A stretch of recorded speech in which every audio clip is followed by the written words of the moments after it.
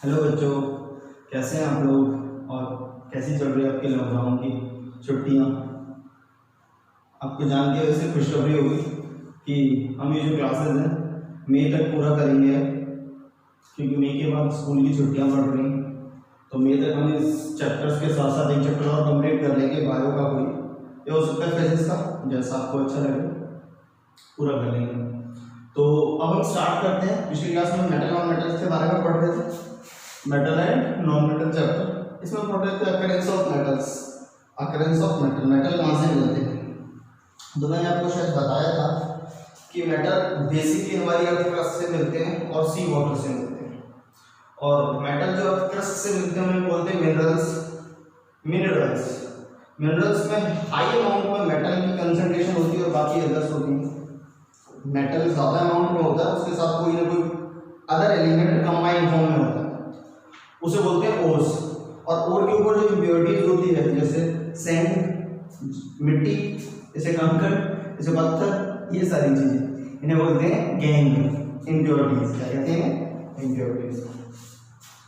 जैसे हम बात करें, ये हमारा एक कोई मेटल है ना, प्योर मेटल, और कोई दूसरा एक एलिमेंट है, ये इसके साथ कंबाइन करके हुआ है, और इसके ऊपर ये मिट्टी मिट्टी चिपकी हुई है। वो जो मिट्टी मिट्टी है उसके ऊपर मिट्टी, कंकड़, पत्थर, उसे बोलते हैं गैंग, इम्प्योरिटीज। और इस पूरे को बोलते हैं एक मेटल और दूसरा कोई सा भी एलिमेंट, ये दोनों मिले हुए हैं, तो इसे बोलते हैं ओर। ओर में से हमें इस अदर एलिमेंट को हटाना है और इसे प्योर मेटल को सेपरेट करना है, फिर हम प्योर मेटल को अपने अपने अलग अलग यूज में ले सकते हैं। तो पिछली क्लास में हमने पढ़ा था कि मेटल का जब हम एक्सट्रैक्शन करते हैं, निकालते हैं जमीन से, तो उनके अलग अलग मेथड यूज होते हैं। जमीन से निकालने के बाद वो जो निकाला हमने जमीन से मिनरल्स, उसे बोलते हैं ओर। ओर को अलग अलग मेथड यूज करके प्योर फॉर्म में मेटल एक्सट्रैक्ट करते हैं। अगर हमारा ओर हो सकता है सोडियम, पोटेशियम, कैल्शियम, मैग्नीशियम का, तो उस मेथड का यूज करेंगे इलेक्ट्रोलाइसिस। और अगर हमारा जिंक, आयरन, लेड, कॉपर, इनका तो यूज करेंगे रिडक्शन मेथड्स। और अगर ये दो हैं तो ये दो एलिमेंट जनरली नेटिव फॉर्म में मिलते हैं, फ्री फॉर्म में मिलते हैं, इनमें हमें ज्यादा चेंजिंग की जरूरत नहीं है। तो हम पढ़ रहे थे मेटल ऑफ मीडियम रिएक्टिविटी। कैसी रिएक्टिविटी? Medium reactivity. तो हमें इसके अंदर एक चीज देखनी है, आपका हमने शायद पिछले जो मैंने आपको बताया था टॉपिक्स में, तो ये पढ़ लिया था मेटल ऑफ लो रिएक्टिविटी, जिनकी रिएक्टिविटी लो होती है, जल्दी से रिएक्शन नहीं करते हो, लेकिन फिर भी अगर कर जाए तो उनके जो ओर बनते हैं वो सल्फाइड के ओर होते हैं। उन्हें हीट करेंगे और हीट करने से सल्फाइड्स को सेपरेट कर देंगे, या फिर सेपरेट कर लेंगे सल्फर ऑक्साइड, हीट करेंगे ऑक्सीजन की प्रेजेंस में, उस ओर को हीट करेंगे, बिल्कुल बिल्कुल हीट करेंगे, हीट के साथ साथ हवा देंगे, हवा, तो ऑक्सीजन उस कंबाइन करेगी, ऑक्सीजन सल्फर से कंबाइन करके सल्फाइड ऑक्सीजन सल्फर ऑक्साइड बना लेगी, सल्फर बाहर आ जाएगा और बाहर निकल के मेटल हमें मिल जाएगा। दूसरा metal of medium reactive. Medium reactive में दो और हो सकते हैं, एक कार्बोनेट और हो सकता है और एक सल्फाइड हो सकता है। तो कार्बोनेट ओर में से जब हम कन्वर्ट करते हैं उसे मेटल ऑक्साइड्स में, कौन से ऑक्साइड में? ऑक्साइड ऑफ मेटल में। तो कौन सा मेथड यूज करते हैं? कैल्सिनेशन। तो अब देखिए दूसरा वाला पढ़ रहे हैं।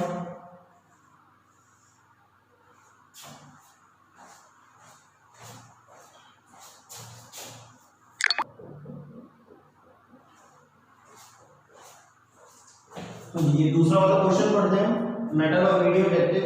इसमें अगर ओर हो, अगर आपका कार्बोनेट ओर को प्योर करते हैं कौन से मेथड से? Calcination method.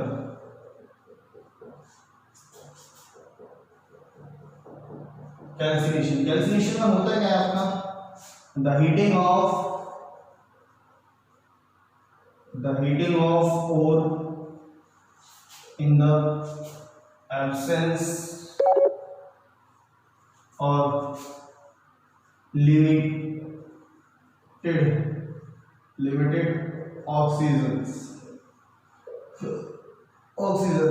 oxygen. Now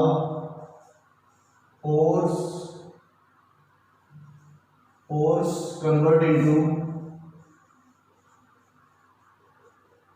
into metal oxides, metal oxide, जैसे जैसे जैसे जैसे ZnCO3 जिंक कार्बोनेट है, ये किसका हो रहा है? कार्बोनेट का हो रहा है, CO3 कार्बोनेट का हो रहा है, और मेटल कौन सा है? जिंक। मेटल कौन सा है? जिंक। जिंक दिखाई दे रहा है, जिंक। अब इसे अभी क्या करा? हीट करा, क्या होगा? हीट। जब भी हम इसे हीट करेंगे तो हीट करने से होगा क्या? जिंक ऑक्साइड बन गया प्लस CO2, तो इसे क्या बोलते हैं हम? Metal oxides. क्या बन गया हमारा? Metal oxides. तो मेटल ऑक्साइड कैल्सिनेशन मेथड से करेंगे अगर आपका और किसका हो? कार्बोनेट का, या फिर दूसरा मेथड आपका roasting.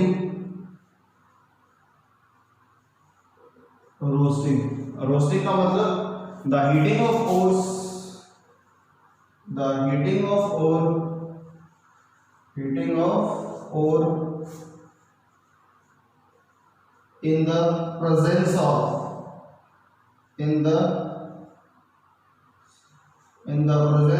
oxygen, in the presence of oxygens. Now ores convert into किसमें कन्वर्ट हो जाता है आपका? Metal oxides. किसमें? Metal oxide, metal oxides. ठीक है, करके देख लेते हैं। जैसे जिंक,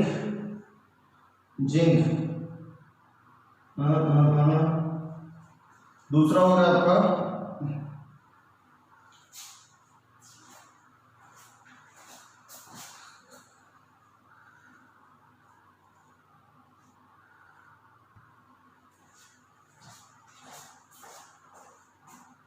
मेटल ऑक्साइड्स, दूसरा आपका जिंक सल्फाइड को हीट कर रहे हैं ऑक्सीजन की प्रेजेंस में। क्या कर रहे हैं? Heat.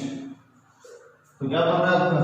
Zinc oxides plus SO2, दोनों में क्या बना आपका? Metal oxides.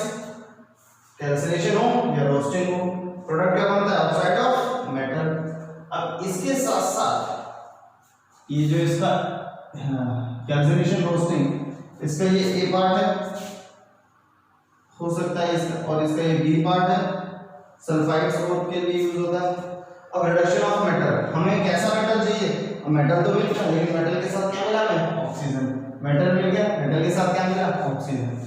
पिछली जो हमने टॉपिक में देखा था, मेटल ऑक्साइड को हीट कर रहे थे तभी ऑक्सीजन निकल जाता था, लेकिन जो मिडल पॉइंट पे जो मीडियम रिएक्टिव होते हैं उस केस में ऐसा नहीं होता। मेटल ऑक्साइड को हीट कितना हीट कर ले, ऑक्सीजन कंबाइन रहता है, तो क्या करें जी? ऑक्सीजन निकल ही नहीं रहा हीट करने के बावजूद भी। तुम क्या करते हैं? रिडक्शन ऑफ मेटल, मेटल को, उस मेटल ऑक्साइड को किसी दूसरे ऐसे एलिमेंट के साथ रिएक्शन करा देते हैं जो उसे डिस्प्लेस कर दे या रिडक्शन कर दे। जैसे reduction of metals by reduction of, या फिर हम कह सकते हैं आपका रिडक्शन ऑफ मेटल्स।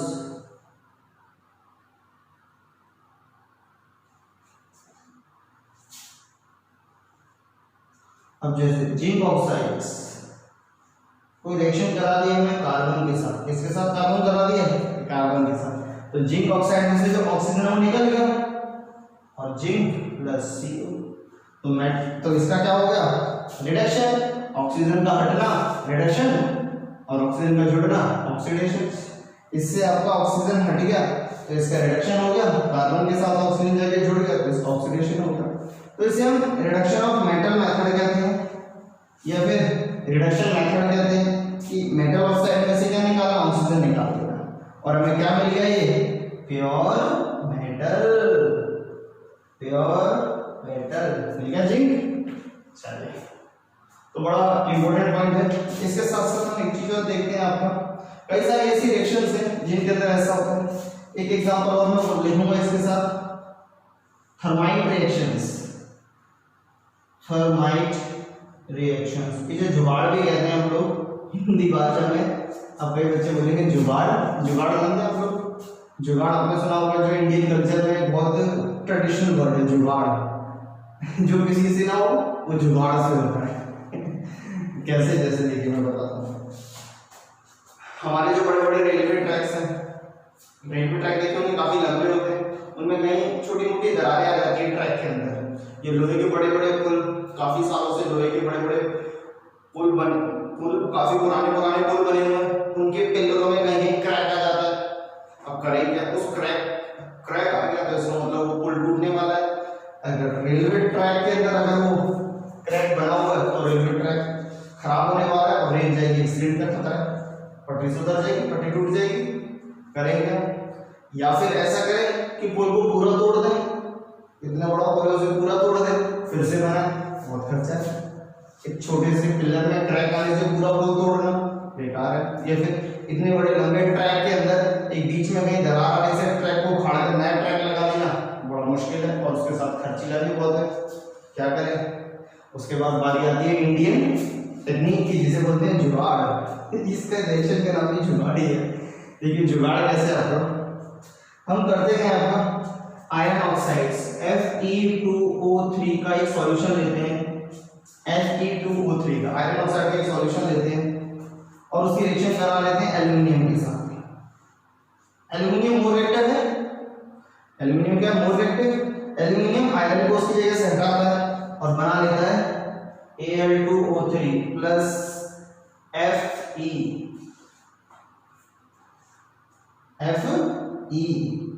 और 2Fe। ये रिएक्शन में थोड़ा बैलेंस कर रहा हूं तो ध्यान रखिएगा, मैंने बैलेंस कर दिया है। अब आयरन मिला हमें, प्योर आयरन मिल गया। इस रिएक्शंस में ह्यूज अमाउंट में हीट रिलीज होती है। क्या रिलीज होती है? आपका हीट। क्या रिलीज होती है? हीट। तो ये जो आयरन है, ये जो जुगाड़ वाला है, ये जो आयरन है लोहा, वो पिघलता हुआ लोहा निकलता है। कैसा लोहा निकलता है? पिघलता हुआ, मोल्टन पिघलता हुआ लोहा।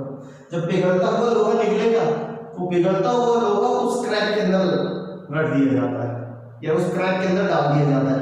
जैसे उस क्रैक में, उस दरार के अंदर वो लोहा चला जाएगा तो दरार भर जाएगी और दरार भरने से क्या हो जाएगा? तो बिल्कुल वो क्रैक खत्म हो जाएगा और जो चीजें टूट गई थी वो बिल्कुल सही हो जाएगी। समझ आया? हो गया ना जुगाड़।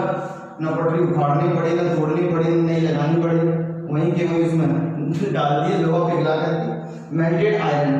और आयरन को मेल्ट करने के लिए जितने टेम्परेचर की जरूरत है वो हमने करा ही नहीं, वो हमने एक स्पेशल मिक्सचर से एल्यूमिनियम की रिएक्शन कराती है। एल्यूमिनियम की रिएक्शन एनसीईआरटी में आप देखेंगे तो एनसीईआरटी में ये रिएक्शन है।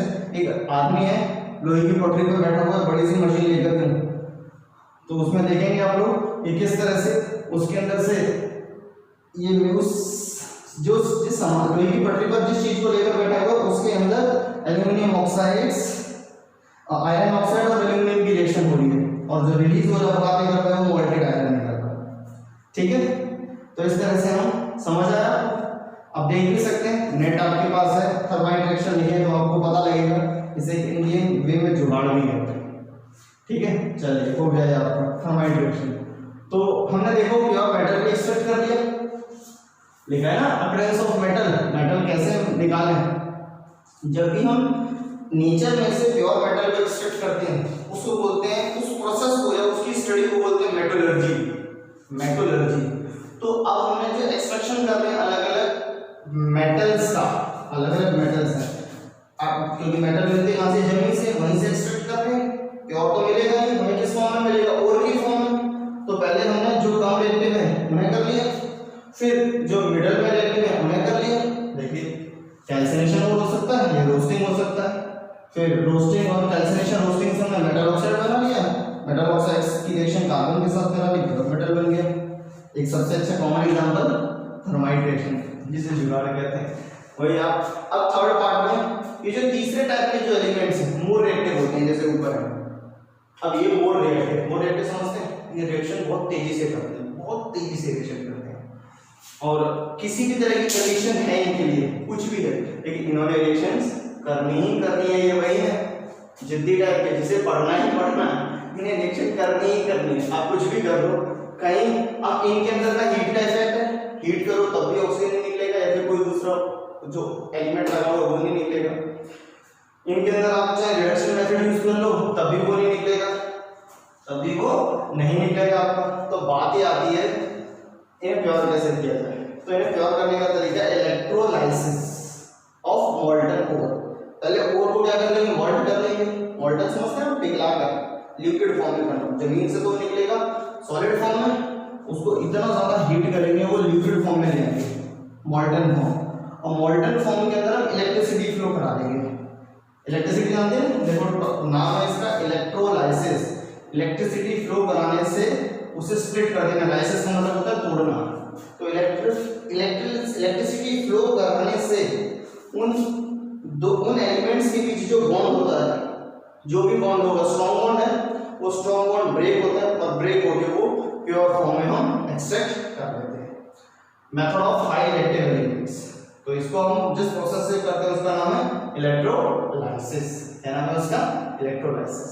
इलेक्ट्रोलाइसिस। चलिए ठीक है, अब इलेक्ट्रोलाइसिस करते हैं। तो मेरे ख्याल से ये मैं बिठा दूं क्योंकि मुझे काफी सारी चीजें करनी पड़ेंगी। ये मैं इरेज करके ये वाले क्वेश्चन छोड़ता हूँ, ठीक है।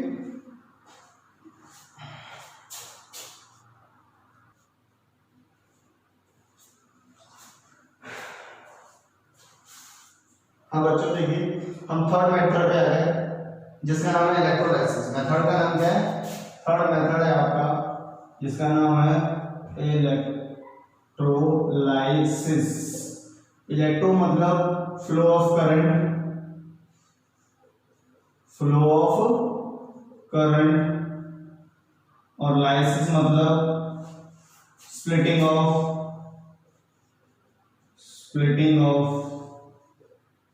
और की बात कर रहे हैं ना। और दिखाई दे रहा है आपको? और मेरे ख्याल से ये थोड़ा छोटा हो गया आपके लिए। कई बार देखें मैं जब बोर्ड पर लिखता हूँ तो कई बार कुछ चीजें नहीं दिखाई देती, तो मैं साथ के साथ लिखते के साथ ही बोलता हूँ बोलता भी हूँ साथ के साथ, तो आपको दिखाई नहीं दे रही तो आप ध्यान देना बोल क्या है। तो कोशिश करें कि नहीं दिखाई दे रहा तो जो बोलने वाले वर्ड हैं उन्हें आप कैरी करें। चलिए ये हमारा अब देखिए हुआ है। हमारे पास एक मिक्सचर हमने जब सॉइल में से वाटर में से निकाला है सॉल्ट जिसका नाम है NaCl। इसमें से हमें प्योर चाहिए सोडियम, मेटल चाहिए हमें Na चाहिए। कैसे ले मेटल? अब इस पे चाहे हीटिंग कर लो, चाहे इसे ऑक्सीजन दे लो, कुछ भी कर लो, ये सोडियम और क्लोरीन का बॉन्ड नहीं टूटता क्योंकि ये आयनिक बॉन्ड है। आयनिक बॉन्ड बहुत स्ट्रॉन्ग होता है। तो हम क्या करें सोडियम को एक्सट्रैक्ट करने के लिए हमने क्या करा, पहले हमने क्या करा, सोडियम क्लोराइड का जो सॉल्यूशन है, ये जो कंटेंट है, इसे मिक्स कर लिया वाटर के अंदर। वाटर से थोड़ा मिला लिया, मिलाने के बाद NaCl हो गया एक्वस। कैसा हो गया आपका? AQ एक्वस, तरलीय। ठीक है, एक्वस हो गया। एक बीकर में रख लिया, बीकर में 2 स्ट्रिप ली, एक यहाँ पर, एक 2 स्ट्रिप इस तरह से लगाई, 2 स्ट्रिप। इसमें से एक स्ट्रिप को हमने नेगेटिव टर्मिनल से जोड़ा, जिसे नेगेटिव टर्मिनल से जोड़ा उसको कैथोड बोला। जो छोटी वाली है वो नेगेटिव है, जो बड़ी वाली है वो पॉजिटिव है। तो पॉजिटिव वाली को जिस स्ट्रिप से जोड़ा उसे एनोड बोलते हैं। इन्हें वैसे बोलते हैं इलेक्ट्रोड। इन दोनों को बोलते हैं इलेक्ट्रोड। इलेक्ट्रोड 2 पार्ट में डिवाइड होती है, कैथोड और एनोड। कैथोड जो नेगेटिव से जुड़ी होती है, एनोड जो पॉजिटिव से जुड़ी होती है। जो स्ट्रिप पॉजिटिव से जुड़ी होगी वो एनोड होगी, जो नेगेटिव से जुड़ी होगी वो कैथोड होगी। ठीक है, कोई डाउट नहीं। तो जैसे हमने इसके अंदर ये बैटरी है, बैटरी के बाद यहाँ हमने लगा दी की जानते हैं आप लोग क्या होता है? की होता है स्विच ऑन ऑफ करने वाला। तो हमने जैसे इसे ऑन करा, जैसे क्या करा, इसे यहाँ से ऑफ है और जैसे ये पॉइंट लगाया ऑन करा, इलेक्ट्रिसिटी का फ्लो हुआ। जैसे इलेक्ट्रिसिटी का फ्लो हुआ तो ये NaCl जो एक्वस फॉर्म में है वो कन्वर्ट हो जाता है Na+ और Cl- में, Na+ और Cl- में। तो देखें अब इसके इस सॉल्यूशन के अंदर ये जो सॉल्यूशन है ये एक्वस NaCl है, NaCl का एक्वस फॉर्म। कैसा फॉर्म? Aqueous form. तो एक्वस में क्या होगा? Na और Cl होंगे। तो Na जो इसके अंदर Na होगा, Na+ वो मूव करता हुआ जाएगा कैथोड पर Na+, और वहां पर क्या है? नेगेटिव है नेगेटिव का मतलब हमेशा यार पता होगा, जो नेगेटिव पॉइंट होता है वहां पर इलेक्ट्रॉन होते हैं, नेगेटिव पॉइंट पे इलेक्ट्रॉन होते हैं, और पॉजिटिव पे इलेक्ट्रॉन की कमी होती है। नेगेटिव पे इलेक्ट्रॉन्स होते हैं और पॉजिटिव पे इलेक्ट्रॉन की कमी होती है। तो नेगेटिव के पास जाएगा और बना लेगा Na, कैथोड का क्या हुआ प्लस, नेगेटिव की तरफ हमेशा आएगा क्योंकि ये नेगेटिव पार्ट है, और जो इसमें से Cl नेगेटिव है वो किसकी तरफ आएगा, एनोड जो पॉजिटिव है उसकी तरफ आएगा। Cl नेगेटिव था और जब Cl नेगेटिव की तरफ गया तो Cl प्लस इलेक्ट्रॉन छोड़ दिया, क्योंकि जैसे ही इसके पास गया पॉजिटिव पार्ट है, इस पे इलेक्ट्रॉन की कमी है, इसने क्लोरीन में से इलेक्ट्रॉन निकाल दिया और हमारे पास क्लोरीन आ गया। तो हमारे पास कैथोड पर हमें क्या एक्सपेक्ट हो गया, at cathode we obtain a pure metal by the electrolysis method। कौन सा मेथड आपका दिख रहा है आप लोगों को, इलेक्ट्रोलाइसिस मेथड, समझ आया। इसी तरह से हम एक लास्ट में पढ़ रहे थे, अब हमने तीनों अलग अलग मेथड से ये पता लगा ली कि कैसे हम मेटल को ऑब्टेन करते हैं, लेते हैं। ये ऐसा मेथड है जो 99.99% प्योर मेटल देता है, 99.99। अब बच्चे बोलेंगे सर 100 क्यों नहीं, क्योंकि जी 100 तो 100 होता है, 100 का मतलब अटूट सत्य, अटूट सत्य।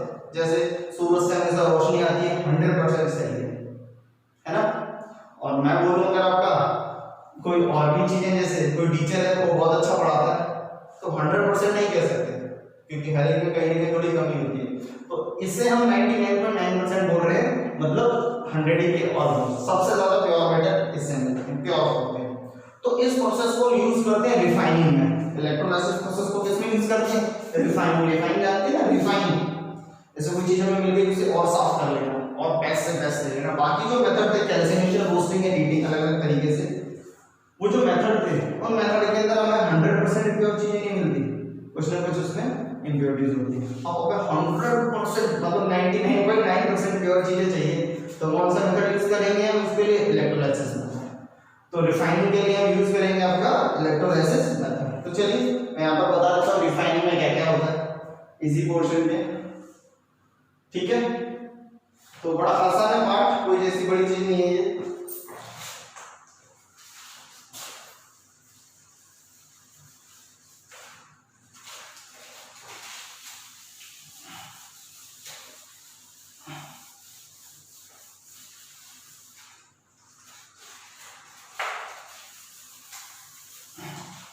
चलिए रिफाइनिंग के बारे में पढ़ते हैं।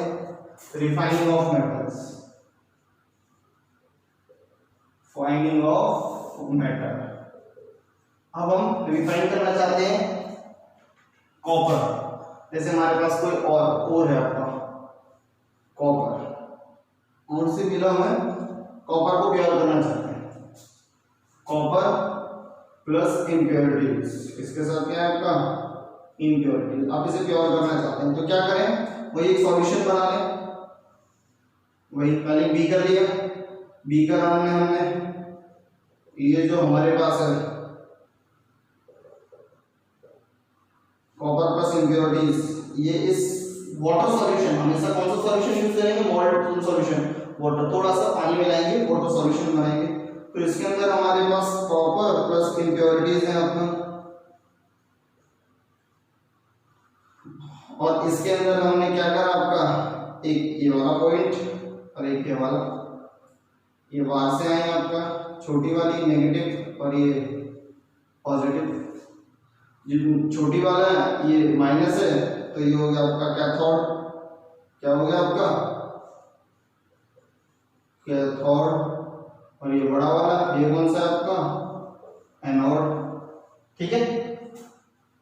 कॉपर प्लस इम्प्योरिटीज, जैसे हमने इसमें जैसे देखिए अभी तो हमने की लगा रखी ऑफ है, जैसे हमने इलेक्ट्रिसिटी फ्लो कराई इसके अंदर से क्या फ्लो करे इलेक्ट्रिसिटी, तो जो कॉपर प्लस इम्प्योरिटीज हैं, एक और चीज, कॉपर प्लस इम्प्योरिटीज है, उसमें से जो कॉपर होगा, जो मेटल होगा, वो कहाँ की तरफ मूव करता है हमेशा?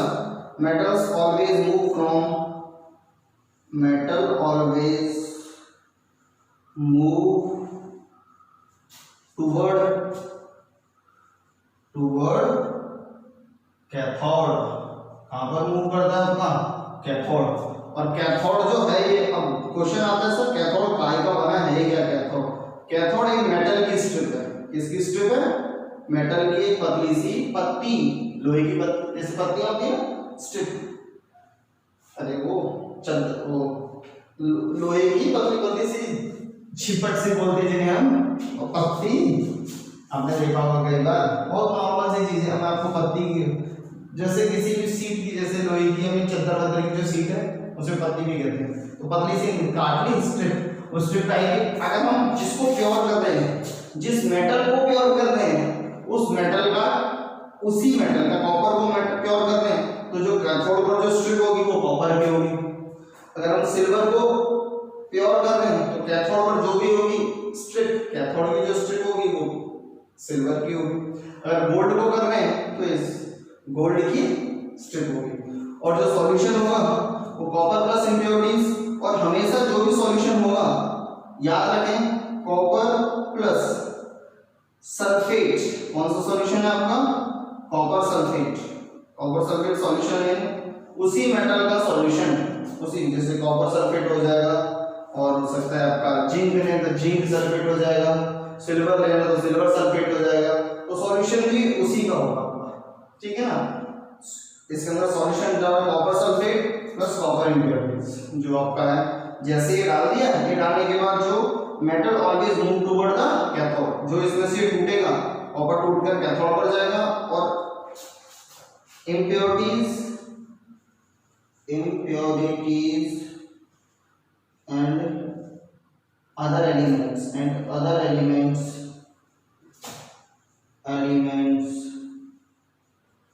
move toward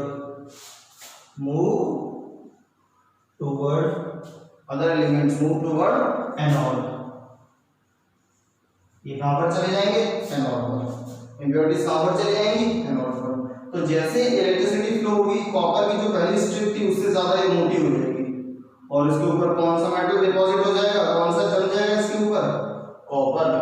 और इसके ऊपर एनोड, जिस भी चीज को आपको प्योर करना है, एनोड के ऊपर आपको शुरुआत में क्या रखना पड़ेगा? आपका वही, ये आपका जो इम्प्योरिटीज थी आपकी, एनोड के ऊपर वो एलिमेंट रखना पड़ेगा जिसको प्योर करना है, वो टूटकर प्योर फॉर्म में यहां से निकलकर यूं जाएगा। कॉपर इम्प्योरिटीज इसमें डालेंगे, कॉपर इम्प्योर, और ये सॉल्यूशन लेंगे कॉपर सल्फेट का, और ये जो है जिसको आपको प्योर करना है वो यहाँ पर रखेंगे इस स्ट्रिप पर, एनोड पर। वो टूटकर धीरे धीरे पतली होती जाएगी, पतली होती जाएगी, पतली होती जाएगी, और एक समय ऐसा आएगा ये पतली होगी, बिल्कुल गायब हो जाएगी, और इसमें से जितना भी कॉपर होगा वो कॉपर इस पे आगे डिपॉजिट हो जाएगा, Cu। और ये पतली होने के बाद इसके अंदर से जो इम्प्योरिटीज होंगी, इम्प्योरिटीज नीचे जम जाएंगी, और इसे बोलेंगे एनोड मड।